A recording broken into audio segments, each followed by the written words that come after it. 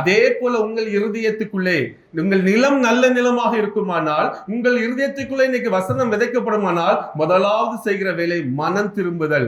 ஒடுங்கி அழுது கர்த்தருடைய சமூகத்திலே தன்னை அர்ப்பணித்து, இந்த விதையை போல தன்னை அர்ப்பணித்து ஒரு ஜீவ பலியாக அந்த விதை தன்னை இழந்து புதிதான ஒன்றை உருவாக்குகிறது. அதே போல இன்னைக்கு உங்கள் நல்ல நலமாக இருக்கும் பொழுது நீங்கள் ஆண்டவருக்கு முன்பாக ஜீவ பலியாக உங்களை ஒப்புக் கொடுத்து கண்ணீரோடு மனம் திரும்பி உங்களுக்குள்ளிருந்து புதிய சிந்தனை, அது கிறிஸ்துவின் சிந்தனை, உங்களுக்கிருந்து ஒரு புதிய வாழ்வு, அது கிறிஸ்து கொடுக்கிற ஒரு வாழ்வு, புதிதான ஒன்று வர வேண்டும். அப்போதான் உங்க நிலம் நல்ல நிலமாக இருக்கிறது என்று அர்த்தம்.